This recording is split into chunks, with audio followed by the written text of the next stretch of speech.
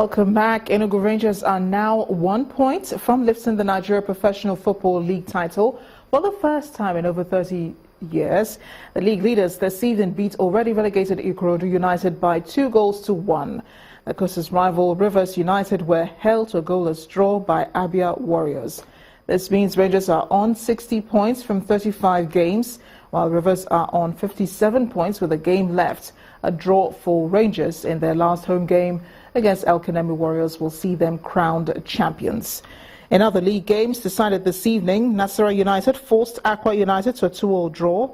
Sunshine Stars beat Warri Wolves by a lone goal. Niger Tornadoes beat MFM 3-1, while FC Fanyuba beat Enyimba 1-0.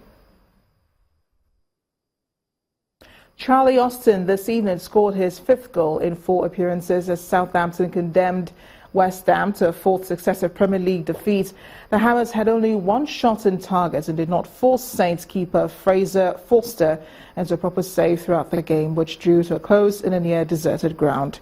In their 4 successive defeats in the league, West Ham have conceded 14 goals and have fallen to 18th. Southampton, meanwhile, have won 4 matches in a row in all competitions and are up to the 8th.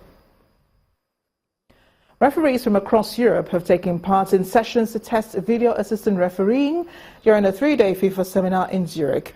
Match scenarios were played out in front of multiple cameras with officials inside a video assistant referee studio, watching contentious decisions in real time and relaying information back to their on-field colleagues. FIFA President Gianni Infantino hopes the technology could prove to be a real help for referees. In tennis, former world number 1 Caroline Wozniacki has beaten Japan's Naomi Osaka 7-5, 6-3 to win the Pan Pacific Open in Tokyo for the 2nd time. 18-year-old Osaka fought back from 5-love down in the 2nd set, but world number 28 Wozniacki wrapped up her 24th career title in just under 2 hours. The Dane has now won a tournament in every season since 2008.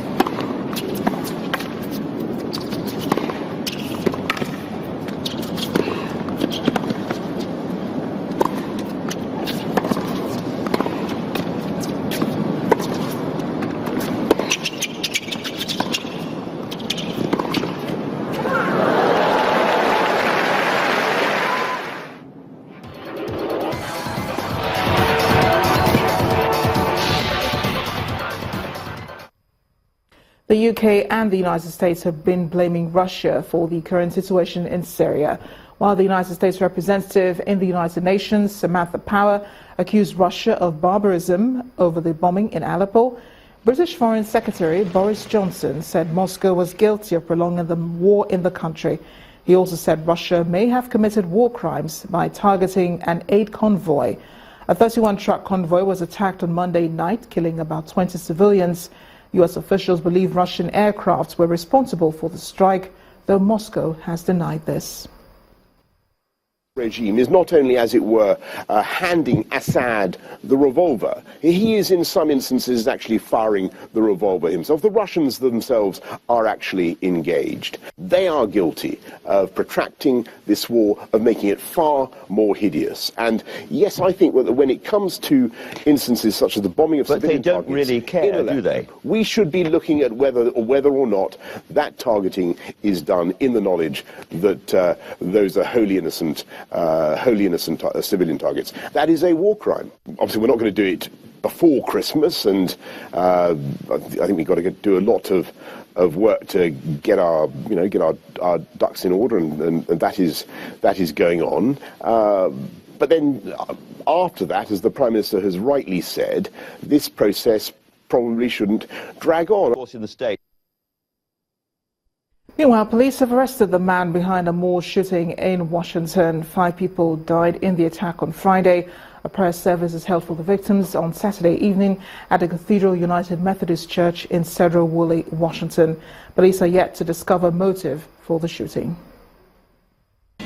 The suspect has been identified as 20-year-old Arkan Çetin. He's said to have been born in Turkey, but describes his status as that of a legal permanent resident in the United States. He was captured in Oak Harbor, a community 30 miles southwest of Burlington, where the mall shooting occurred on Friday. Çetin is believed to have entered the Cascade Mall in Burlington, about 65 miles north of Seattle, and began shooting at about 7 p.m. local time on Friday in the cosmetics section of a Macy's department store. Authorities later recovered the rifle at the mall. 4 women were killed in the rampage, another man was shot, and he later died.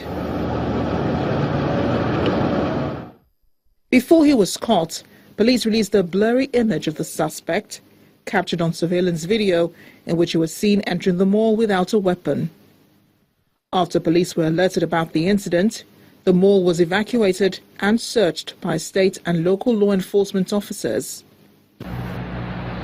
Now that he's been caught, authorities are working to determine what prompted him to open fire at the mall. Police said Çetin acted zombie-like and was unarmed when he was arrested.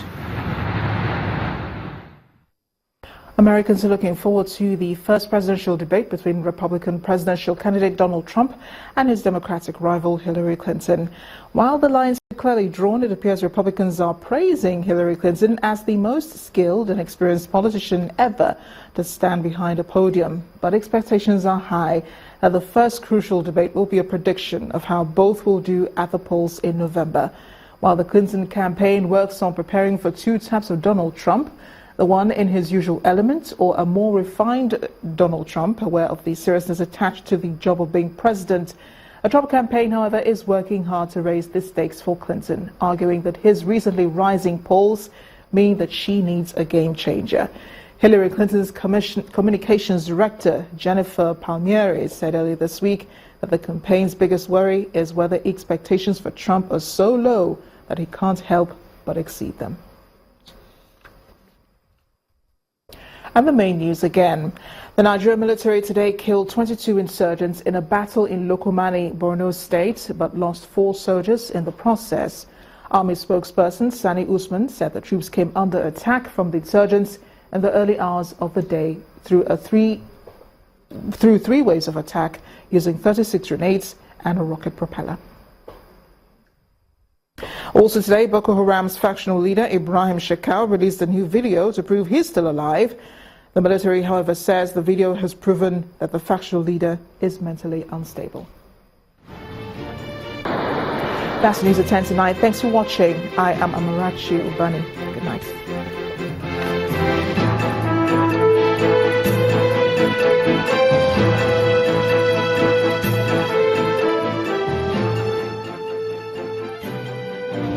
This is Channels Television, celebrating 21 years of professional broadcasting.